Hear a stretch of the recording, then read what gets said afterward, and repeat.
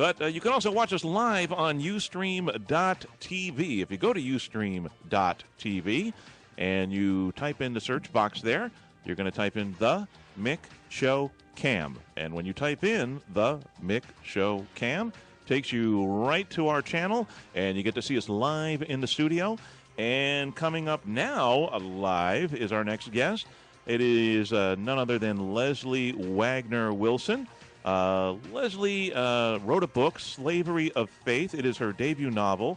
Leslie serves on the Speakers Bureau for the Jonestown Institute and serves as a resource for information on the Peoples Temple and Jonestown. Leslie shares her experience through inspirational public speaking to churches, associations, women's groups, homeless shelters, and to who she says, whoever wants to listen, and that's us. Yes. In order to motivate and encourage that even in the most tragic of circumstances, the resiliency of the human spirit can prevail, and she is absolute proof of that.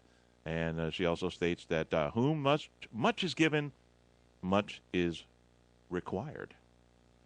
So that is somebody's quote. Yes, and we have her on the phone now. Ms. Wagner-Wilson?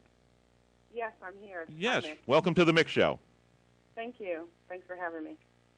Leslie, it's 2012, and I still cannot wrap my head around what transpired with you in Jonestown on November 18th, 78, 77? It was 78, 1978. 1978, and even before then. I went back and I watched the PBS documentary that came out recently over the past couple of years, and I remember as a small boy being totally fascinated by what had happened, and I would watch it on the news like everybody else, and I would pick up any periodical, any newspaper, and try to read what was going on or what had happened in the Peoples Temple of Guyana. And again, it's 2012, and when I go back and read all of this information again, it still boggles my mind. What was your life like before Jonestown, before you met Jim Jones?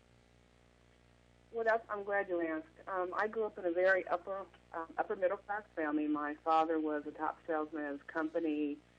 He surrounded himself with friends like the district attorney of San Francisco. So my mother was a stay-at-home mother, and they divorced when I was around 10. So I had a great childhood, summer camp, sleep away, and summers in Lake Tahoe. And so I had a good life. They divorced when I was around 10, and we moved to Santa Rosa. My mother opened up a care home for mentally ill patients at Annapolis State Hospital in California, so she was still able to stay home.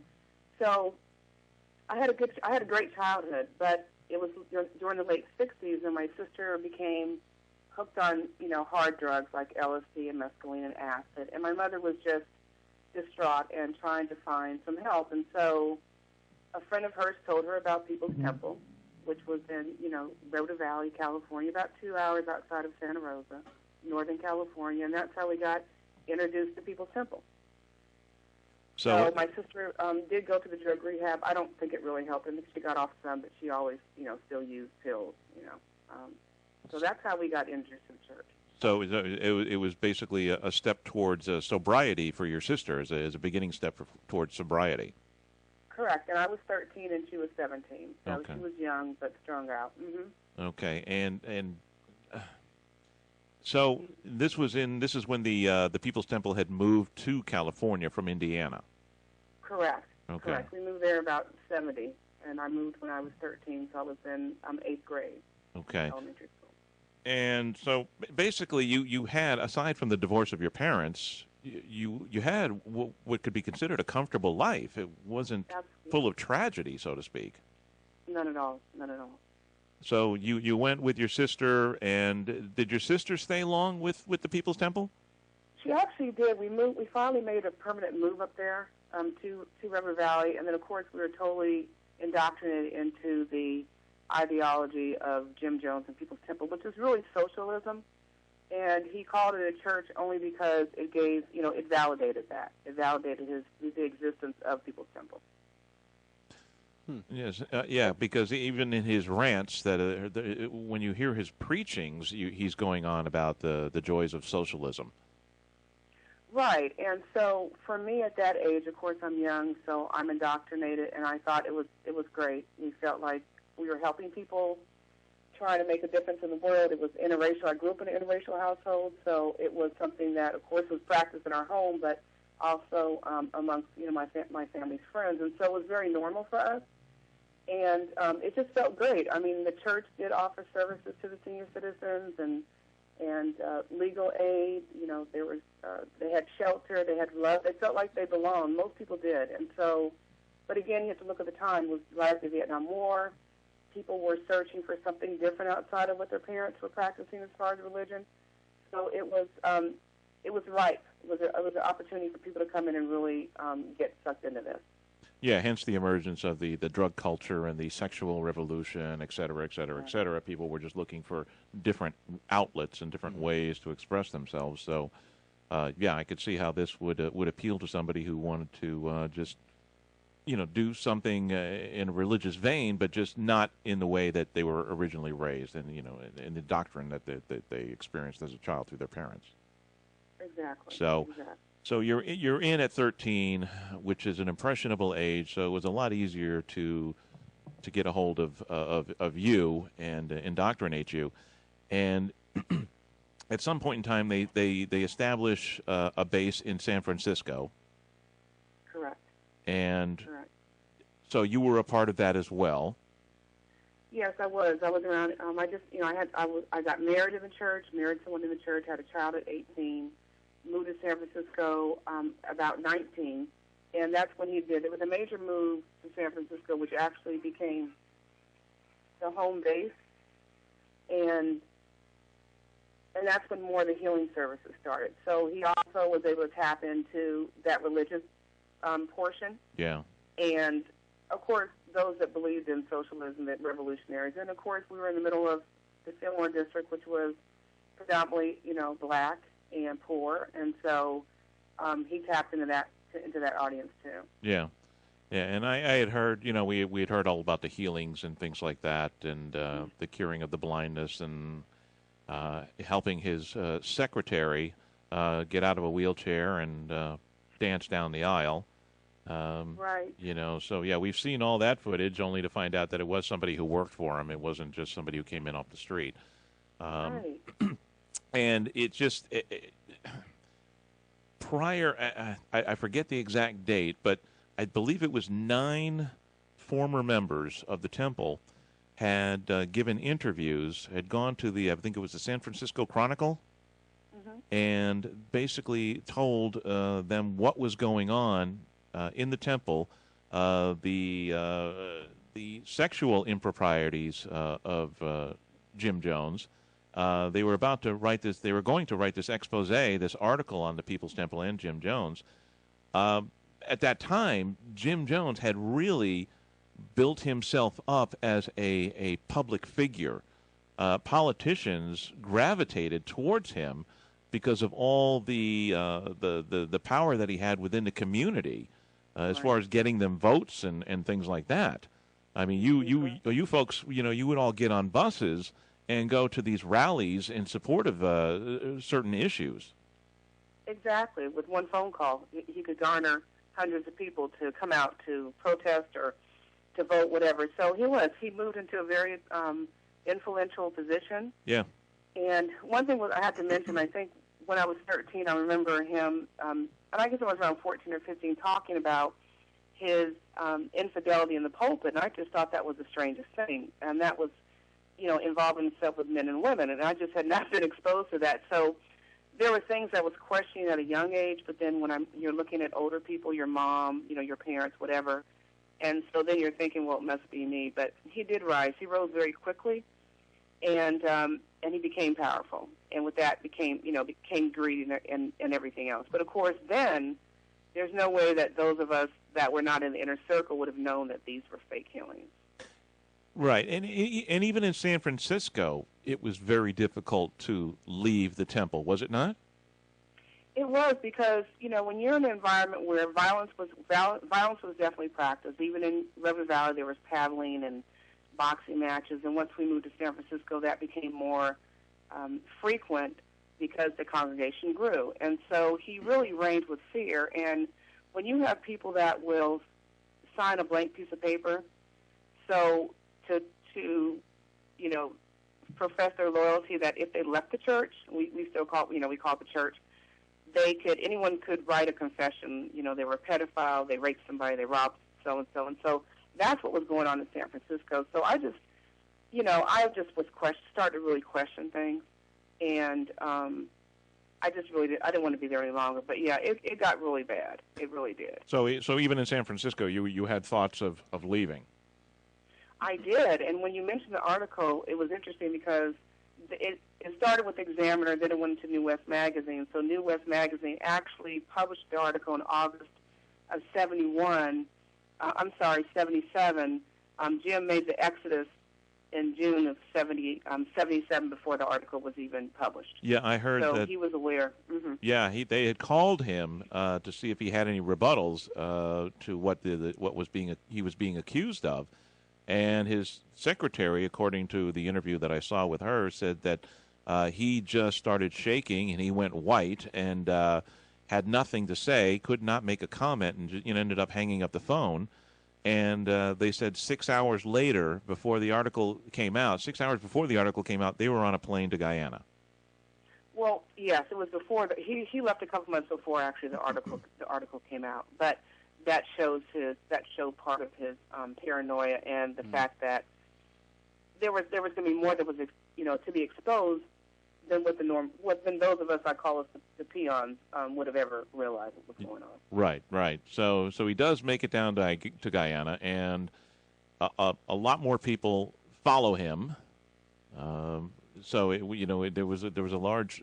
I'm just trying to think how many people were in the congregation prior to Guyana, and how many stayed behind, versus went to Guyana? How many at one point in time? How large was the congregation? I would say probably 5,000 between River Valley, San Francisco, and Los Angeles. But as far as activity, our Los Angeles temple was really large, and that was predominantly religious people that were very religious, and mainly African Americans. San Francisco was more mixed, but it was I would say. By the time I got to Jonestown and later, there were, of course, there were over 1,000 people that were there. Yeah. And there were still quite a few left in Ukiah, Northern California, and San Francisco, and Los Angeles. Now, okay, so you're now in Guyana, and you're part of this this commune, this whatever that's an old term I remember from as a kid. And so you're building this place to live. You're growing your own crops. You have your own medical facility. Mm-hmm. And was the medical facility advanced, or was it just like a first aid box with some bandages in it? No, I would say it was advanced for considering where we were in the middle of the jungle. Okay. I would say. No major surgeries. Children were born. I worked in the medical office because I was supposed to be sent to Cuba to become a doctor, and so that was a real interest of mine was medicine. So the medicine, I would say, it was for what we had. It was good. Of course, it was still primitive, but we did have nurses on staff. We had Larry Shack, who was a doctor, and then later on, to find out that I don't even think he finished medical school, but. As far as anything that was advanced, they would get shipped into the capital of Georgetown. But basically, like I said, children were born and delivered, and there were people that got help. We had a lot. We had a problem with ulcers, leg ulcers, because of the heat, especially with the senior citizens. Mm-hmm. And athlete's feet, I think, was probably the two largest, biggest issues there as far as health. Okay, I think the reason I touched upon it, especially the medical ward, was I'm with the research that I've been doing, the stuff I had been reading over the years. I now tapped into these people who are the conspiracy theorists, and basically they were stating that with the money Jim Jones had taken from his congregation, that really there's no way he could have built Jonestown with the money just accumulated from his parishioners, that there had to be money coming in from elsewhere, like a foreign government.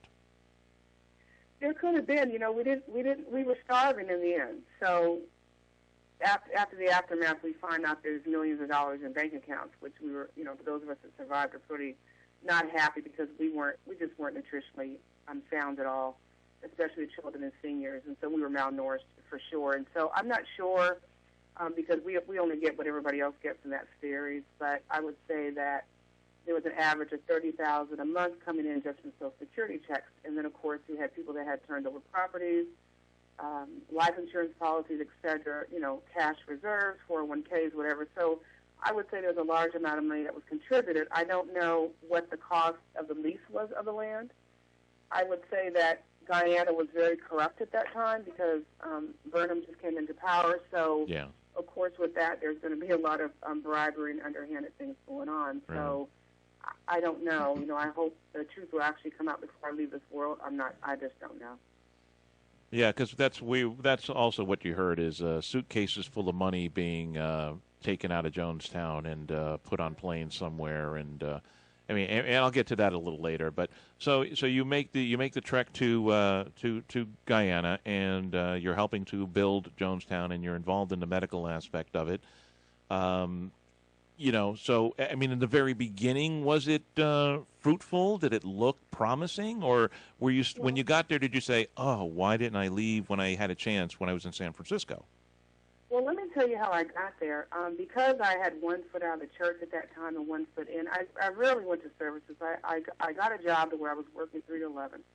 And the Wednesday night services were the services where you would get called up on the floor, is what we called it, and be disciplined. So I kind of stayed away from Wednesday nights. And my husband at the time was rising, in the ranks. And so he was more dedicated than I was at that point.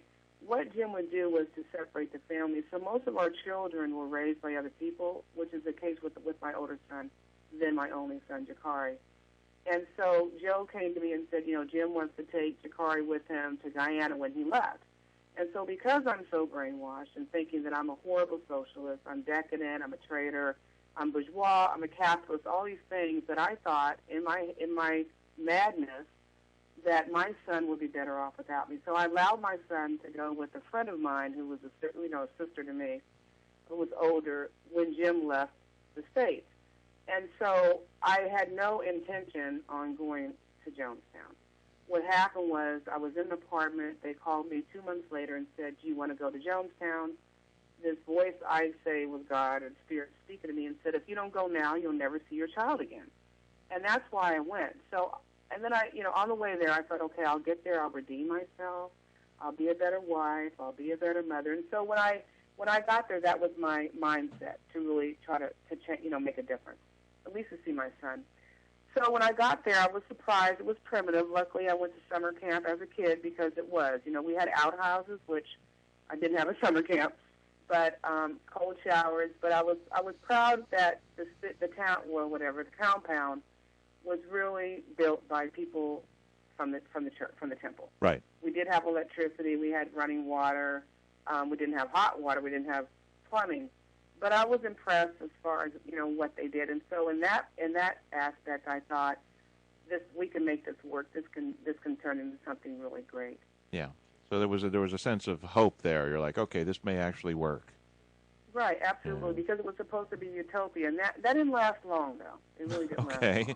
So all right. So that didn't last long. Everything was downhill from that point on. Pretty much, because we had this onslaught. As the article was exposed, there was just every day it seemed like people were coming in, and they couldn't build the cottages fast enough. They didn't have enough food. There was a line for everything: a line to eat, a line to use the bathroom, a line to take a shower. So it just was so many people that it was uncomfortable. It was uncomfortable. So then overcrowding became an issue. The crowding became an issue. And so for me, again, I just started seeing things. I guess I stopped hearing about a future, really. And that bothered me because I thought, what's going to happen to our kids? I obviously wasn't going to go to college now, but I thought about the children and there was no discussion on, further education for them. Let's get them educated and send them back to the States to make a difference, to take this message and spread it. That was not a conversation. And all communications, I mean, you didn't have access to radio or TV or anything like that.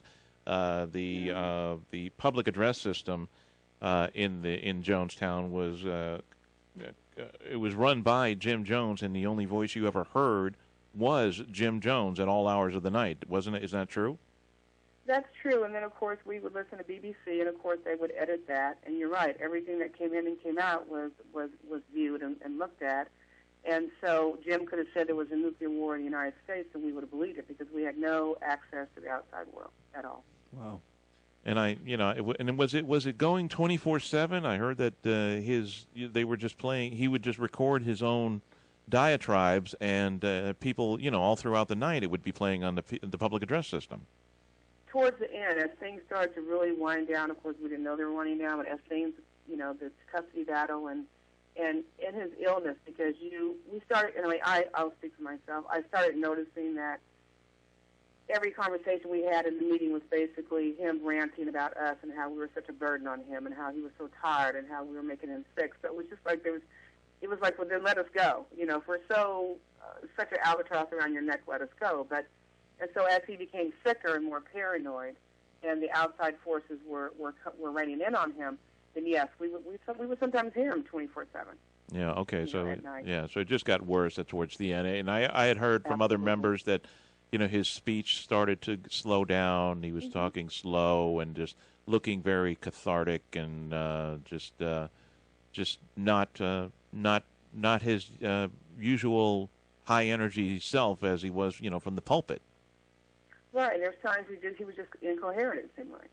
Yeah, and so because of the whole socialism aspect, he was denouncing the United States, and there was some sort of plan of, he was offering a plan of if you don't want to stay here, you can go to Russia.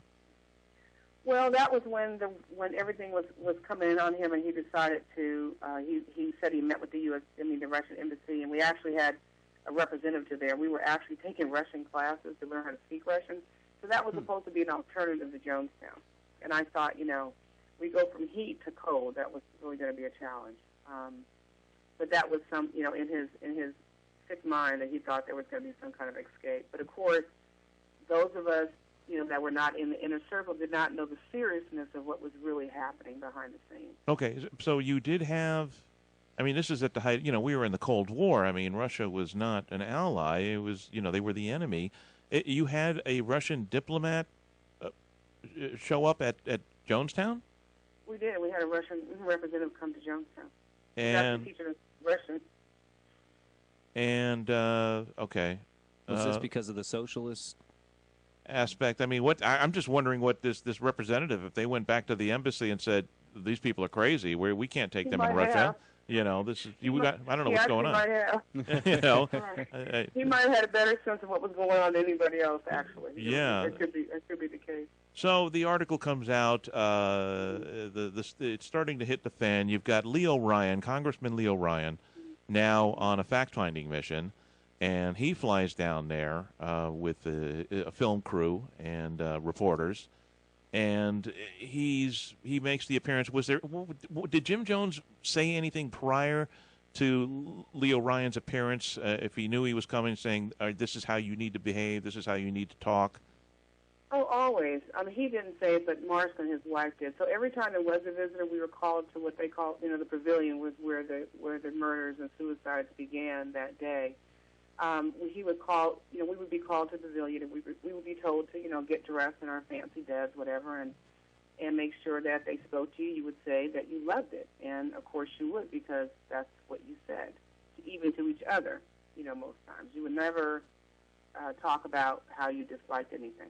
Yeah, and so Ryan shows up, and everybody's putting on a good front, but there are a small handful of people that are slipping him notes and whispering in his ear saying, "I need to leave. You've got to get me out of here." And Right. so he and his crew are like, okay, something's going on here because, these people are coming to us, secretly. They're not out speaking outward saying, I'm ready to go. So they're afraid of something. So they start going around and asking more people, are you sure you want to stay? If you want to go, you want to go. And more people take him up on the offer. Exactly. I think what the catalyst was the fact that everything was closing in on him. He was very, very sick. There's reports that he may not have lived another 2 months, but the concerned relatives were there. My father was actually one of the concerned relatives, and I'm just grateful that he didn't show up because it would have been probably very difficult for me to get away.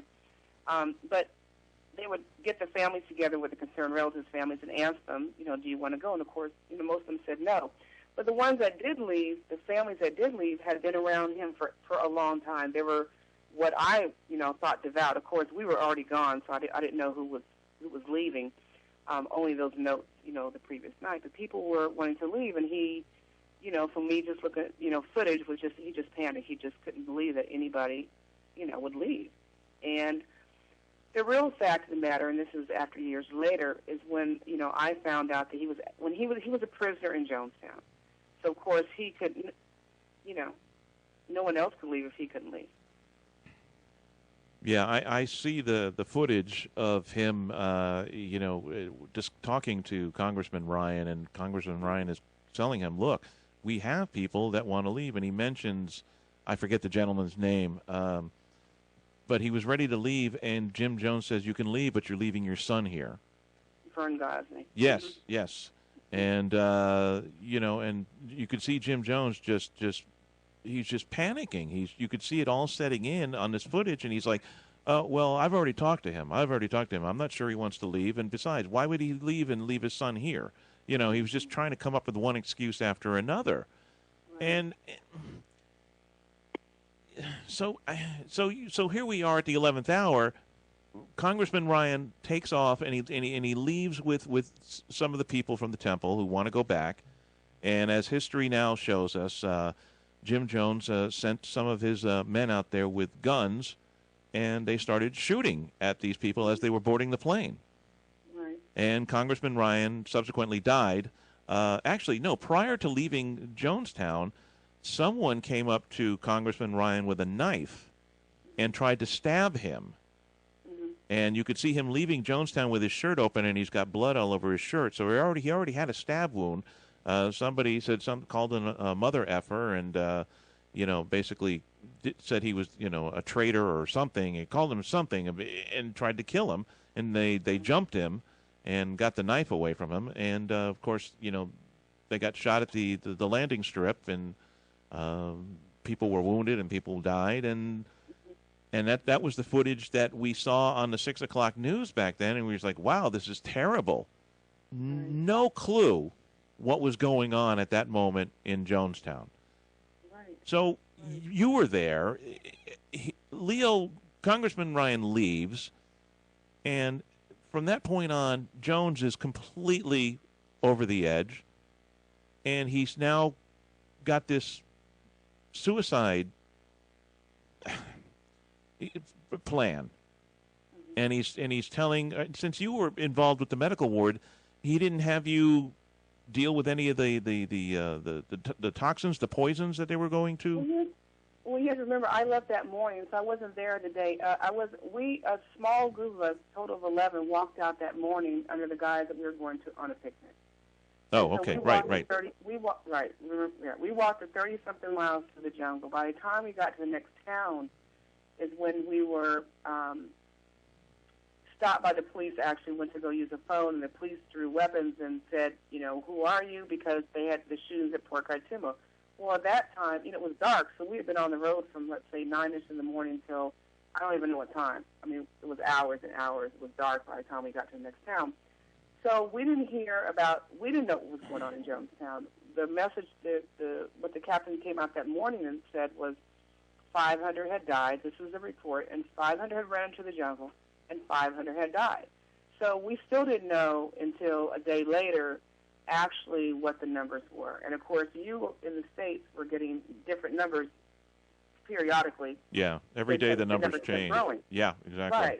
Right. And so, from what my understanding of talking to people that were actually on the airstrip that day, that, when we lost one that we call, I was a defector too. We lost Patty Parks, who was trying to escape, and she was killed on the smaller plane. But so, of course, I lost my entire family there too. I didn't know. So again, we didn't know what really the magnitude of it until a couple of days later afterwards. That was. Go ahead. Go ahead. I'm sorry. My co-hosts Keith and Mike are also in the studio, and Keith has a question as well. Yeah, I'm sorry. Was this suicide talk ever brought up prior to that day, or was this just something that was spur of the moment and then people bought into it that quickly? Well, no, it was actually, we had two suicide drills in the 16 months that I was there. And the first one was, let's see who's going to, who would die, who would do a, revolutionary suicide is what he called it. And so he had people come up and they drink the poison. He'd say, oh no, it's not correct. The next time he did it again. But there was even talk of him putting us in cabins and putting, was it C4 to blow us up. And he thought, well, no, because somebody might be maimed and not die. And so there was talk of death early on. I didn't think I was going to live to see 21, but it was never from inside forces. I thought it was going to be from outside forces. Wow. And so when you think about, I don't know if you've heard the death tape, but, I tend to think at some point that people might have thought it was, because remember, we're malnourished, we're sleep deprived, we're exhausted, we're fearful, we're paranoid. So no one can really think clearly. So, and everything he told us we believed. And so on that day, on that evening, did people think maybe it was a drill? Maybe it wasn't the real thing. We'll just never know. Yeah, and it was had to be a combination of murder, suicide, because there were men with machine guns pointing at you, and if you didn't drink the Kool-Aid, then what was the alternative? You were going to get shot. So I guess people, some may have gone willingly, and others not so. I think they were murdered, but I hear the stories of the survivors who were there, who ran off into the jungle, who watched their wives and their children just frothing at the mouth and just and dying in their arms. And at that point in time, I guess the switch goes off where you say to yourself, this is totally insane, and I got to get out of here. Someone has to get out of here. So and then of course, I'm sorry. Go ahead. No.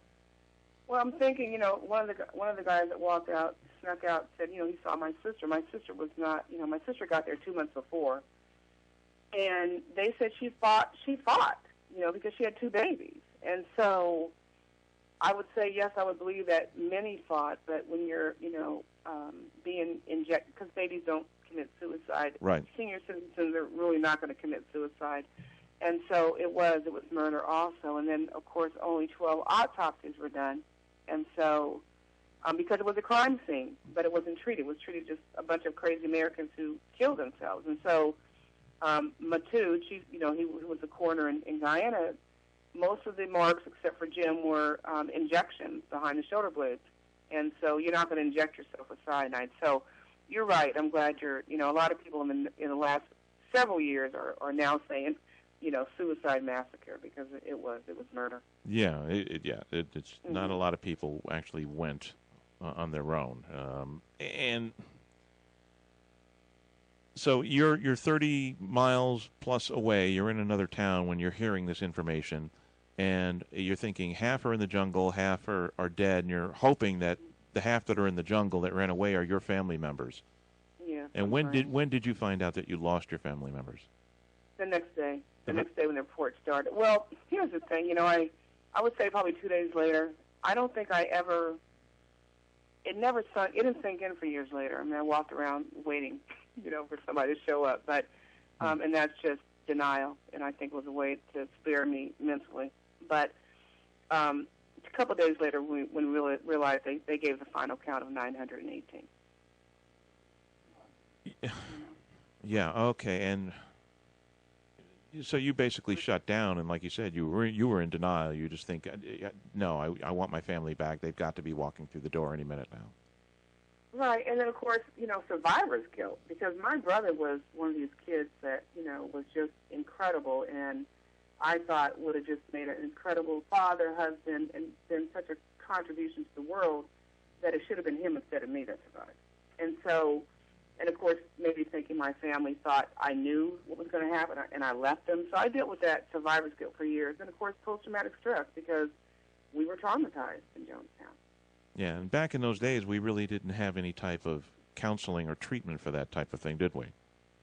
No, I mean, there was somebody they brought in for the government that was, to deprogram us, but of course, I didn't trust anybody to speak with, and so I just kind of went underground and hid all that. Of course, I was very destructive for many years because I just had never accepted, I never accepted that. Finally, I grew, I got over it, I healed. So. Well, who was offering to deprogram you? There was someone to the state, I think San Francisco. Actually, I think his name was Chris Hatcher. He passed not too long ago. He was a psychologist, and they made them, they made people available to us to be able to talk to us, those of us that survived, not just those of us that survived Jonestown and Georgetown, but even those back in the States, because remember, there's people here that lost entire families. Families, yeah, there were still loved ones back in the States, sure. Right. And you said, no, Corey, and you're like, no, forget it. You had been betrayed in the most unimaginable way, so I could see how your level of trust doesn't exist for anything or anybody at this point in time. No. Let's talk about, you're picked up and you're brought to the United States. Mm-hmm. And I'm reading on your website, and this is something I want you to touch upon if you could, please. In December of '78, those of you who were flown back into the United States were subjected to interrogations by agents of the Federal Bureau of Investigation. You were taken to a hangar at the airport. You were photographed, fingerprinted, and escorted to Winnebago trailers, where you were questioned. Questioned about what? When you got back to the States and you met these FBI agents, why do they need to photograph you? Why do you need to be fingerprinted? And was it a hostile interview, or were they sympathetic to you?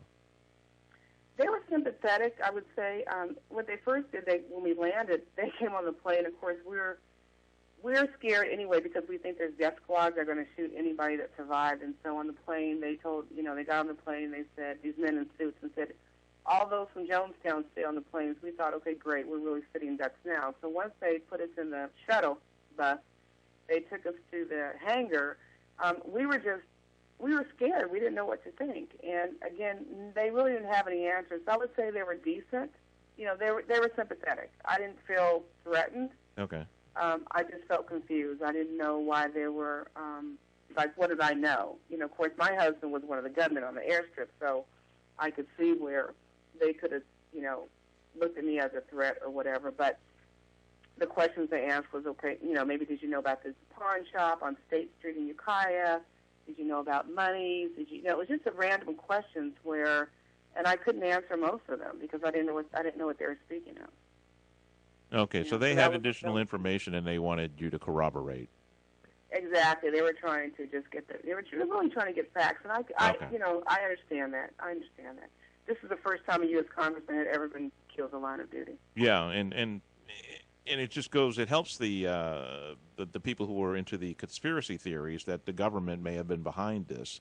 Do you think this was just the sole act of one crazy guy who was able to, manipulate a lot of people, or do you think there were other nefarious people or institutions involved? I don't know how this could have gone on for as long as it did without having outside forces involved. I just don't. And I've stated this for as long as I've been speaking. When I was in Matthews Ridge, that was the town we went to, there were military helicopters that flew over that night. When I talked to one of the reporters who said no, they were flying into Matthews Ridge, that's where we were. They were not flying into Matthews Ridge. And so there were reports of gunfire through the night. And so there's still no accountability for those military helicopters and where they were going because they didn't go to Port Kaituma where the wounded were on the airstrip. So where were they? where were they? And why was the count changing all the time? Because the way the setup is, the compound, there's no way that they wouldn't see all these bodies. And so for me, I would say that's a big possibility that there was outside forces involved. Jonestown was too easy. I mean, it was just too easy. So, in your mind, do you have any idea who you think might have been part of this? I think some of us think it was a mind control experiment. I don't. We're still waiting for information to come out. I don't think the Congressman's that report's even been released yet. No, and that follows up on my additional research is that this may have been. I know throughout the 50s and the 60s and into the early 70s, there was a mind control project by the CIA and the military that was ongoing for decades, dealing with as many different things as possible, whether it be LSD or hypnosis or anything like that. I think it was Project 51 or something. I forgot what it was called. Maybe MI-51. MI-51, I think it might have been.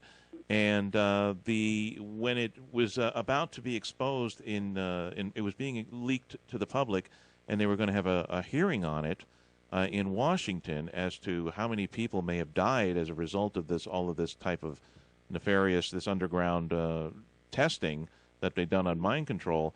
The head of the CIA, Richard Helms, he destroyed all of the secret documents, all the classified documents.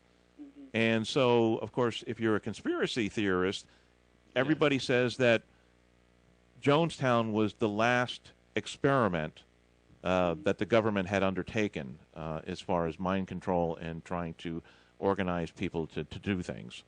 Do you think that's far-fetched? Because I think it's far-fetched, but at the same time, I don't know. I just don't know. And that's why I stand. I think it's a possibility. I mean, it's a possibility. And when you look at where we were located, they purposely put us near the Venezuela border because there was a border dispute with Venezuela. So Venezuela was not going to come in on U.S. citizens. The helicopters, apparently there were special forces in Venezuela. And when I looked at Matthews Ridge, Matthews Ridge is first and then Jonestown. So they, from the border. So it's a possibility those military helicopters were coming into Jonestown. The initial report that 500 ran into the jungle and 500 did, it is a possibility. It is. Wow. It is. Yeah, and it's something I would like to hear from you, someone who was there, just to see if you have a different perspective on it, or you just shoot it down saying no, it was the act of one crazy guy. So maybe those initial reports of 500 running into the jungle were true, and maybe they were corralled and brought back? Or shot and dragged back. Because here's the thing, and so when I saw a picture of my husband dead in a bed, and he had a lover at that time, so it was him, his lover, which was my friend too, but anyway, they were lying face up in the bed, and if you know, cyanide poisoning is a very violent death. Yeah. And it's going to be, it's a violent death, and so that is going to show in the body. Well, they were laying face up, and it didn't look like they were shot because I didn't see any blood. So I'm confused. How did they get there? How are they laying so perfectly? And what killed them? And so those are questions. And so when you hear people, you've heard reports that there was gunfire throughout the night. And so if people running through the jungle, would they be shot down? Absolutely. Would they be brought back? Oh, yeah, they would. They had to account for them. So it is a possibility. Do you think Jim Jones put the gun to his head, or do you think he asked someone to kill him? I don't even think he asked somebody to kill him. I just think somebody just shot him. I think he was too coward to do that. You think he was too much of a coward to kill himself? Oh, absolutely. Absolutely. Okay, yeah, because even his son stated that he doesn't believe his father killed himself. He believes that somebody else pulled the trigger. Mm-hmm. And whether or not Jim Jones asked somebody to pull the trigger, that remains in question. But even his son doubted that. And I think they were talking about, I think they did do an autopsy on Jim Jones, and they were talking about the amount of drugs that he had in his system. It was just Enormous. an enormous amount. Yeah, absolutely. He was just completely high completely out of it, So so there's your conspiracist. Whether or not the government or a government was involved, I don't know if it was ours or the Russians or whatnot, but and whether or not Jim Jones actually killed himself or somebody, pulled the trigger on him. Again, I still can't wrap my mind around it after all these years. I remember years ago, I was out hanging out with some friends, and something came up, the topic, and I think I mentioned Jonestown or something, and this guy that I was with turned around and shot me a look, and he goes, "What do you know about that?" And I said, "What do I know about what?" He goes, "Jonestown." I said, "All I know is what I read. Why? What's going on?"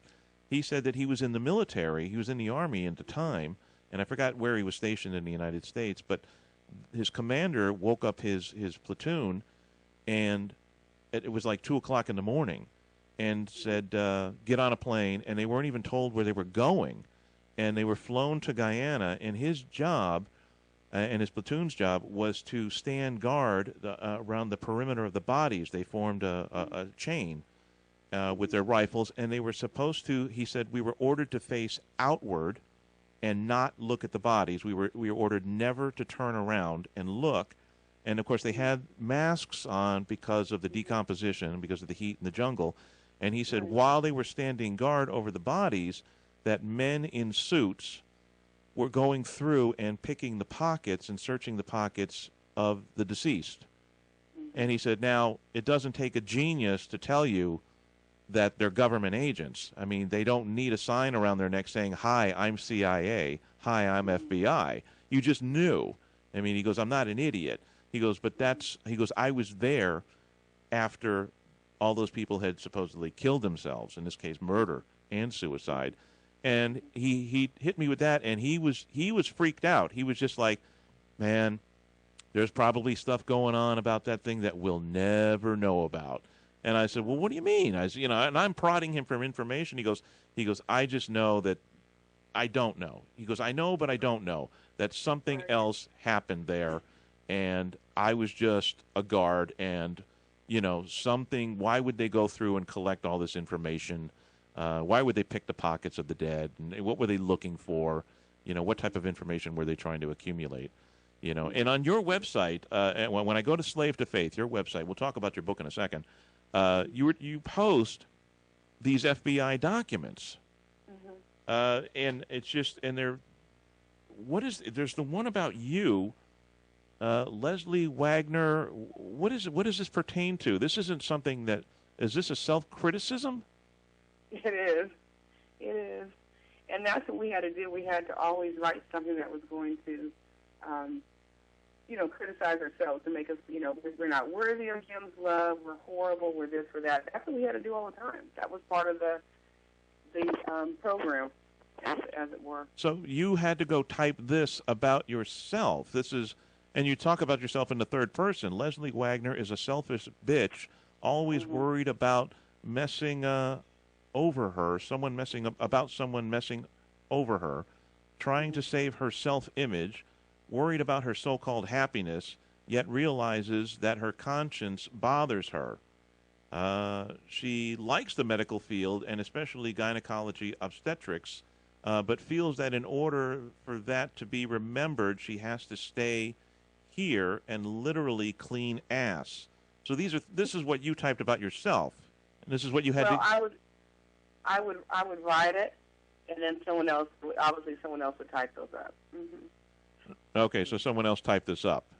Right. And there was also a profile on your son? Yes, Jakari. And so we have here, let's see here, Jakari Wilson seems to enjoy the program, has just recently rejoined us here. No real problem. Occasionally he will throw a fit, but he seems to be quite normal in his progress and one of the youngest. So this is the profile that somebody in the temple was writing about him, keeping a file on him. Right, and my niece, too. My niece is number 28, Danielle, on her, too. Let's see, 28, Danielle Fitch, a very sweet child, really presents no problems, used to be quiet and shy, but is now more outgoing, seems to enjoy the program, works very hard at whatever activities we may have, seems to handle the gross motor activities fairly well. What a gross motor? I'm not sure. I guess it's probably just her conversing and being able to play and pick up toys. Interact and things together. like that. Mm-hmm. Oh, okay. Right. Okay.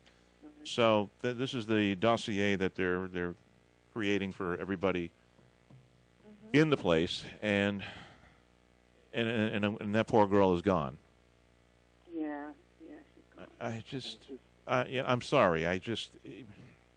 I'm sorry. I feel bad talking to you and asking you to dig deep and to talk about all this all over again. I do feel bad, and I want to apologize. I appreciate that, but this is what I do because it needs to, we need not to see another Jonestown. We need not to see this again. Here's the thing. When that story hit, the one thing I heard every adult say was, "That could never happen to me." Mm-hmm. Well, we've had Waco, Texas. We've had the Heaven's Gate cult out in California. Apparently, it does keep happening. What do you? And since you were there and you were part of it, what do you say to anybody listening tonight who says, "Well, that could never happen to me"? First of all, I said never, so I don't say never. But most people can't get their mind around this because it was so tragic. And I think that I've had, since I've been out, the book has been out. I've had people reach out to me who are in a cult, but mainstream religion, Church of God in Christ. There's one in Los Angeles. There's a couple in Texas. So there's mainstream religions that are practicing this cult behavior. It could be the prophet, prosperity preaching.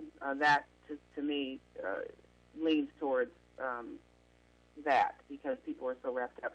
And so I believe, my mother's gone, so I can't, ask her why she stayed after she heard the same things I did.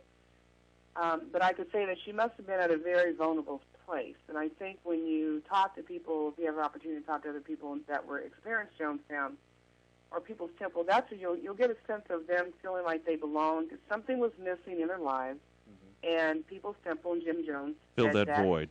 Filled that void. Yeah. And it could be something as simple for my mother who, got a divorce, and she was trying to really, support her children. Though my dad was very active, but still raised 3 children on her own, and the business that, my sister was cutting up. I did too for a while. So overwhelming for her, and then having this group who says, "Come on in, we have you. We'll take care of you. There's nothing to worry about. Just, you're gonna, you have this whole utopia thought of making the world a better place, and that's comfortable at some point. And so I think it's just, and I look at the times now, and we're really in a prime time because of the things that are happening, the economics and the fear in the world, and cults are still springing up.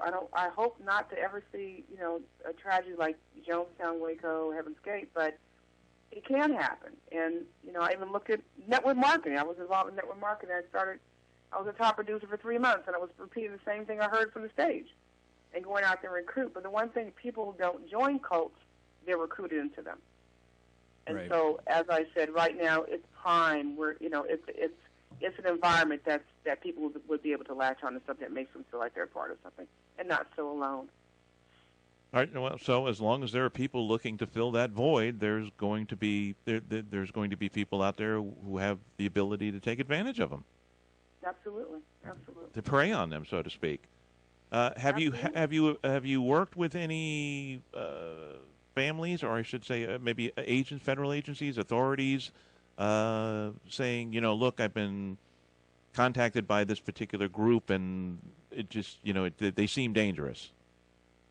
I've had a couple of calls. There's a couple. The Jonestown Institute, I don't know if you've been on that website, but it's the most comprehensive website on Jonestown and Peoples Temple. We do get correspondence like that sometimes with some, a group in.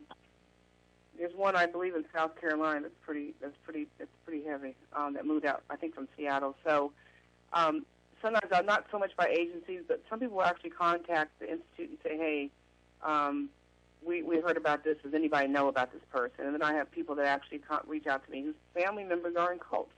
And how did I get out and what to do and how to still keep in contact with them, to keep the communication open, so if there's a door open, that they see something that rocks them into reality, they have a door to, they have a window to get out, okay, and what to do and how to handle that. Okay. Well, talk to us about your book, Slave to Faith. Well, Slave to Faith was written in 2009, actually. I've been writing periodically for quite a while, never really pulled it together. But in 2007, I decided that I needed to do some work on myself. I'm not religious, I'm spiritual. They say religion is for people that are scared to go to hell. Spirituality is for those that have been there. So, okay. Okay. That's a quote from Stephen Jones, actually.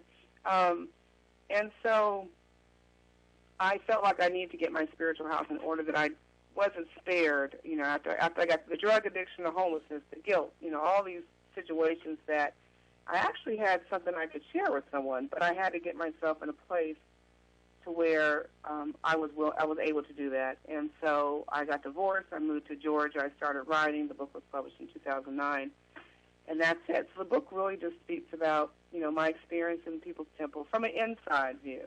Not someone who was in the the hierarchy, but just this young girl who was brought into an organization, and then of course Jonestown, and then of course coming home.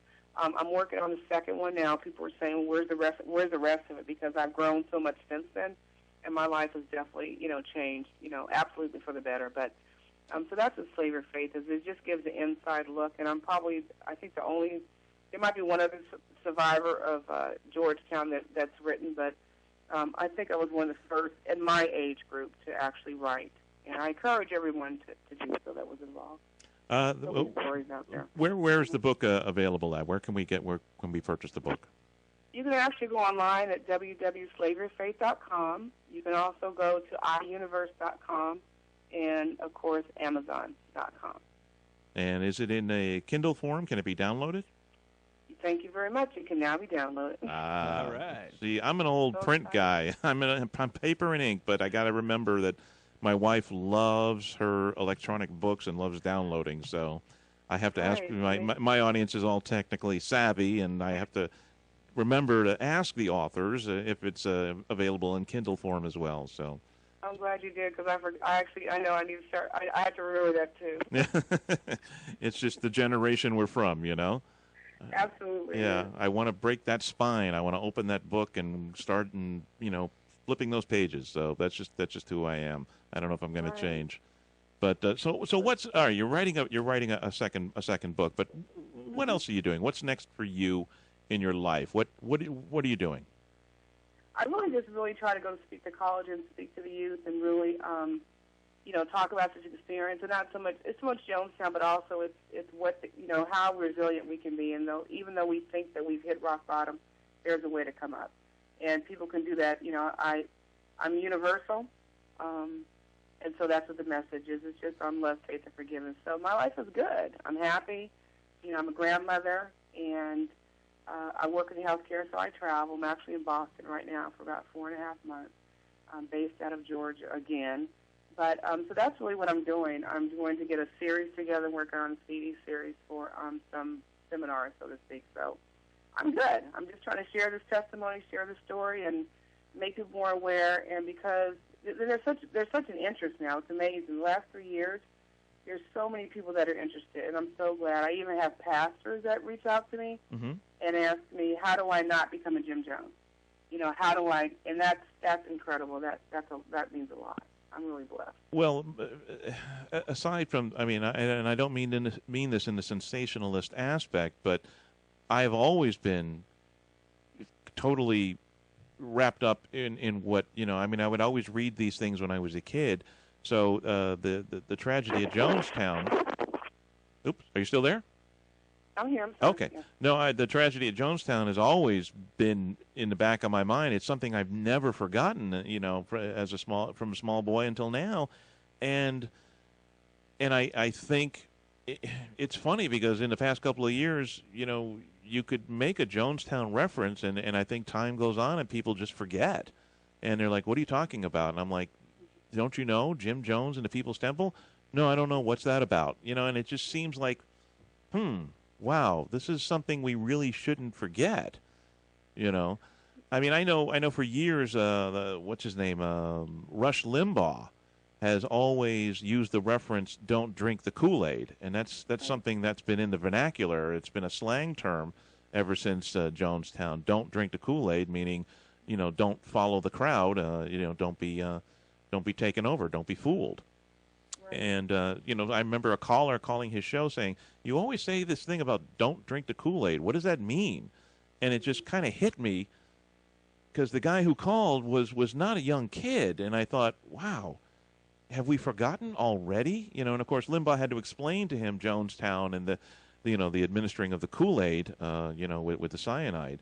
And I just this is something that really doesn't need to go away. We need to be reminded of this, not in the sensationalist aspect of, for ratings and whatnot, but just that this happened, and it's happened before and it's happened after, not on such a grand scale, but it can happen again, and it's great to have somebody like you who is so vocal about it and out there and talking to people and making yourself available and to us this evening. I'm very grateful.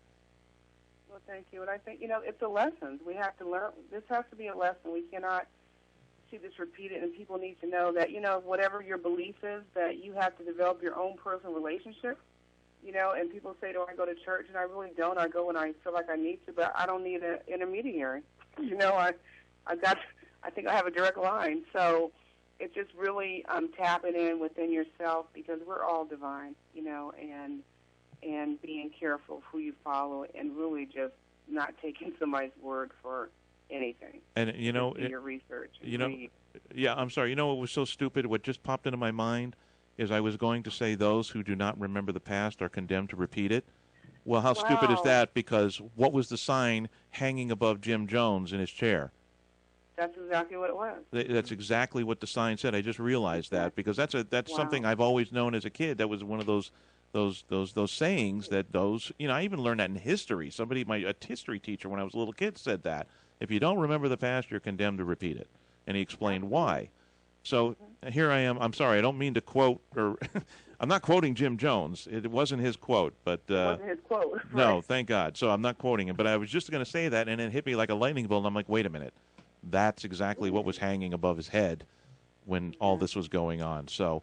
But you're an amazing person. I mean, your resiliency, it's just, I think, it's an absolute pleasure to be able to speak to you. Thank you. I just want to let you know that, and your spirit and your energy, the positive energy, the positivity that comes from you just from over the phone.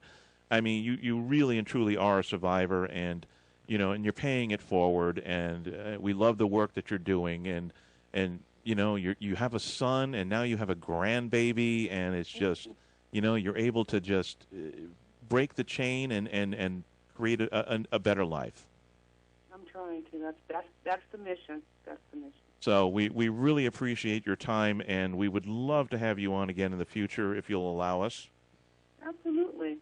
I'm here. Good, good, and it's wonderful to have been able to speak to you. Leslie Wagner-Wilson, Slavery of Faith is her novel, and again, you can go to slaveryoffaith.com.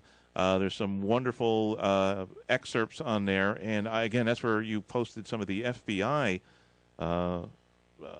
documents, and it's just it's an amazing story, and you live to tell about it, and we're very grateful. Thank you so much for having me. Thank you, and we hope to have you on again in the future. Leslie Wagner-Wilson, thank you for appearing on the Mick Show. Thank you for having me. Have a great evening. Thank you. Have a good evening. Bye-bye now. Bye-bye now. Bye-bye now.